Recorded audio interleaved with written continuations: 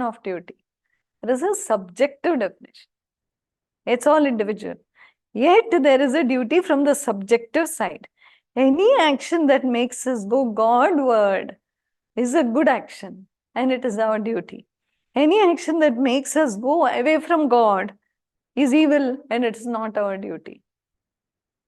So this is, if you make the whole thing concise, this whole chapter, what is duty? The essence is this. Anything that takes me to the divine is my duty. Anything that takes me away from the divine towards the devil, downward, is not my duty. This is a very broad perspective in a very small sentence. Because then we will not know what is taking us Godwards, and what is taking us downwards. A lot of people started feeling that, oh, I'm full day, I'm working, I'm taking care of this child, taking care of my old mother-in-law, I'm taking care of the spouse, cleaning the house, I'm not going Godward. Nothing like that. In the Grihastha, doing the duties of the Grihastha, you're going Godward. Only thing is how you're doing it. With what intention are you doing it? What feeling, emotion are you doing it? Are you doing it like the 4-letter dirty word, or are you actually doing it with lot of respect for what the divine has given you to do? And during doing that, you can chant prayers, you can read books, you can do so many things. You can listen to pravachans, you can chant and sing and continue the duty. See, the action, today only I was saying, the action itself does not define what is sin and what is merit. It is how I do the action that defines. With desire, with desire for fruit, with attachment to the action itself. Am I doing it? Or am I just doing it because it's happening through me? Or I'm doing it for the divine? You can do it. Whatever I do it for you is the simplest way. That all works are given to me by the divine, and I am doing my duty to my divine. Nobody else. Makes life very simple for all devotees. That, okay, I'm doing it for my guru, or I'm doing it for my divine. There is nobody else for me. Whatever the role, whether I have to clean the bathrooms, or I have to mend the old clothes, I have to iron the clothes, I have to cook, clean, do whatever it is. Whatever I do it for you. Do it in that lahari. You should be in that. See, our problem is we thought, I am sitting and meditating. Only then I can meditate. No. All actions can be done with love. Not I love to clean the toilet. No. It's no, I'm cleaning the bathroom, brushing all the nonsense from there. I like to do it. I don't. No raga dvesha. I have to do it anyway. How you conduct yourself? With what flow? Doing it like a flow. Very naturally, it's happening through this body. Actually, if you see, all actions are naturally happening through this instrument. It's only when I come in between, the ego, that all problems will start. All merit and demerit will start. If you think about it, like today only I was saying, it's raining in Mumbai, maybe even in Bangalore, I don't know. But when it is raining, the clouds are not saying, I'm giving a better shower than you. Nobody is saying. All the clouds are showering unequally. We don't know. But there is no I in between. In nature, there is no I. If the sun starts thinking, I'm shining today, I'm really bored of these people. They don't even, acknowledge me. They don't do the Surya Prarthana. I will stop from tomorrow. No doership. But we have doership. Who gave us the right to get the doership? Why did I feel I am different from the sun that is shining in the sky? The sun is beautifully determined by the law of nature. This instrument, this body, is also determined by the law of nature. My mind says eat ice cream, eat the sweet, everything you eat. The mind will say a lot of things. What about the liver, the body? It is saying don't eat. But it has no mouth. Pow, it has no mouth. So it is not saying, and the mind is stuffing the food in the body, and the liver all night, bichara, it is doing all tapasya for us. Fighting and fighting to, finish that fats and sugars and carbs and stuff. Nature is constantly working and supporting. This body is nothing but nature. It is nature, Prakriti, we know. Panchabhuta Sharira. We know this. But still, the mind is also subtle 5 elements. But it has one speciality. It has ego. Only human has ego. High ego. Rest all have very mild. Some animals may have, but there is no doership. It is all bhoga yoni. But for us, we have the ego. And we say, I am doing this. He is a Christian. This is a Hindu. That is a Muslim. They eat everything. I don't eat anything.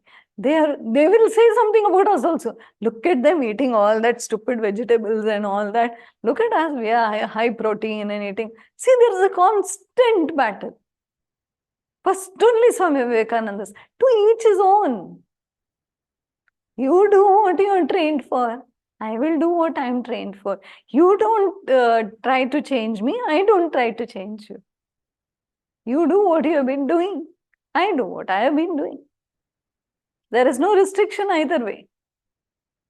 If we are able to make our mind so vast and give everybody so much space, then why will there be a fight in the house? Why will there be a disagreement? Why will there be raga dvesha? Nothing will be there. To each his own. Allow everybody to live their life just the way they want it. If they don't want to do it, it is their choice. But if they feel it is their training and they like to do it, let them do it. Doesn't harm anything or anybody. Unless nobody is trained to smoke. Nobody is trained to drink alcohol unless you're in the West, where the children start with wine and stuff. Generally in India, it is a training that happens in college days and with friends and buddies and stuff. That is a wrong training that you received. It's an influence more than a training. Whereas the training is given by the school, the parents, early days. That's training. Post which it is all the influences that we catch from here and there. So that you should not say, oh, you're trained to smoke, you smoke. No, please don't misunderstand the knowledge. Because that's harming them, and that's harming the atmosphere. That's harming the family and the kids. There you can have some restrictions. There you can have some objections. Surely. It's not to each his own. No. Be very, very careful when we understand the knowledge. Be very careful. If anything, imagine, there is somebody who has high cholesterol and they are eating a pure vegetarian pizza with double cheese, double loaded cheese and butter. It is as harmful to that person than any other person who is just smoking also. So tell them that this is harmful for you. Don't have this because it will harm you. It is not good for your health. So this much we have to tell. But if they don't listen, then we can't do much.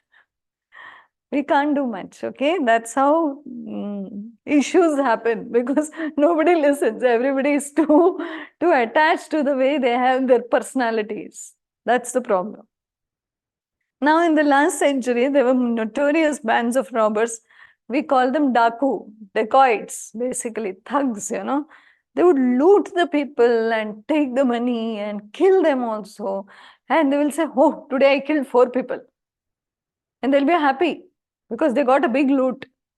And their king or their leader will say, very good, stuff like that. That's when Sholay came, I think. Sholay movie. Kitne aadmi the? How many were there? How many you killed? Stuff like that happens. So this was those who were killing the leaders, fellows. They felt the leader will be pleased if I do this. They were trained from childhood to do that kind of work. They don't know. Even the young terrorists, very young, they are pulled into it. And they're trained to do all this. And they feel, I am doing it for my nation. I am doing it for my party. I am doing the right thing. I will give up my life to do this thing. This is also training. So it's very difficult to pinpoint anybody. Okay? Now, ordinarily, if a man goes and shoots, of course, that person himself will feel sorry. But if now a man is a soldier, okay, and is at the border, and the border has attacked India, okay, now, if I killed the entire battalion at that moment, I get a award in front of the Prime Minister. I get a badge. I get what God knows what not. Why? I killed 2,000 people single-handedly. They were entering the country. See the difference. Same action. What is Krishna telling Arjuna? Do your duty. You have to do your duty. He cannot suddenly become something else. He is, imagine Arjuna is at the border. The other country is attacked, our country. And they're looting, and they are, raping the women, and they are, killing the children, and the old women, and all the old men. What are we supposed to do? Immediately the army is sent, and they start killing left, right, center. They finish the other parties, right? Irrespective. Maybe they were not even, like there were 2,000, and maybe 2 were doing this, but everybody gets killed. They have to, because we don't know what they will do. So understand that, then he has done it remarkably well. His own duty. That is what Krishna is telling Arjuna. There is no option but to fight now. Because they are not ready to listen. They are not ready to give 5 villages also. It's not like they were greedy. They are kings, and all they need is to rule. So even 5 villages would have done. No. So then, when no option is left, Krishna says, this is what is going to happen. We can't stop this anymore. And then when we can't stop this anymore, Arjuna is saying, I don't want to fight. Doesn't work. Doesn't work at all. He has to. He has to. Otherwise, what will happen? Suppose he quits. Don't you think the war will still happen? Duryodhana will leave? No. He's going to kill left, right, center, everybody. So anyway, it's going to happen. Whether you want to do it, you do it. Or you go. Yatichhasi tatha kuru. In the end, he's tired. Krishna. The last word he tells Arjuna is, do what you want. Do what you wish. I have told everything I can tell you. Now you do what you wish. But this means that where it is duty of an army man, he has to take that rifle, that gun, and do that killing. There is no choice. But a man simply taking a gun and shooting everybody in the middle of the street, that is not duty. So there is a very fine, definition for duty. And we have to stick to it. Therefore, we see that it is not the thing done that defines the duty. This is the important thing.